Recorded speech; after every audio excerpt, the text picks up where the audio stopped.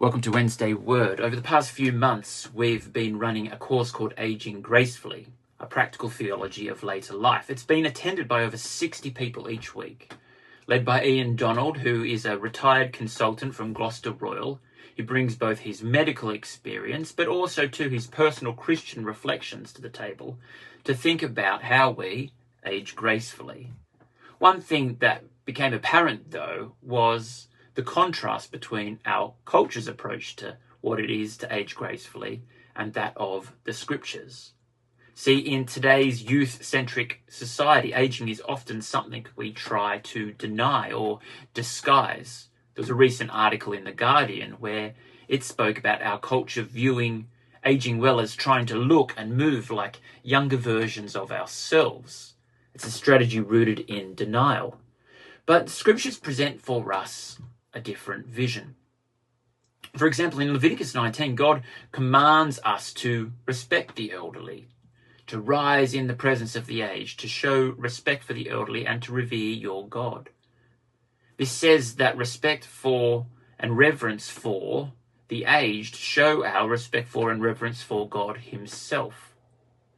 But also, too, throughout the Old Testament, we are to, in 1 Kings, listen to older generations' wisdom. In Job 32, we are to wait for them to speak. In Proverbs 23, we're exhorted to never look down upon older generations. In fact, it goes so far in Deuteronomy to say that a godless nation is one that is marked by a lack of regard for its elderly. So the church is to be something different. But the church then is not just called to respect and embrace the elderly, but actually we're to see them as vital members of the body of Christ. The church is created as an interdependent body. Each generation both contributes to the health of the church. So by design, we all come to church both needed and needy. The church will flourish as we each play our parts. And one of the most encouraging things about St. Matthew's and the Minster is how intergenerational our services are. It wonderfully reflects the body of Christ. All generations are to be honoured and have value and roles.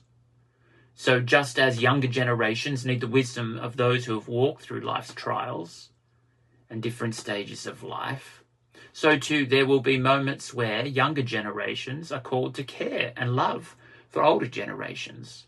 Paul instructs Timothy, for example, to care for the vulnerable, including widows in 1 Timothy 5. So the church thrives not only through giving, but also the receiving of mutual care. And this intergenerational relationship shows how the church flourishes. Well, practically speaking, our church actively involves in caring for our older brothers and sisters.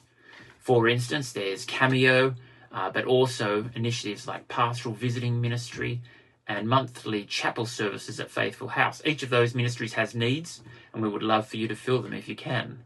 However, it's in these settings that I often find that I leave more encouraged and blessed than I could have imagined. But this is also an encouragement to older generations. You have so much to offer our younger generations, your wisdom, your faith, your endurance and example. And in Titus 2, Paul exhorts older men and women to disciple the younger generations. So can I encourage you to pour into the next generation as well? Your prayers, wisdom and presence is so valuable. And as you invest in them, you too may find your faith strengthened and encouraged.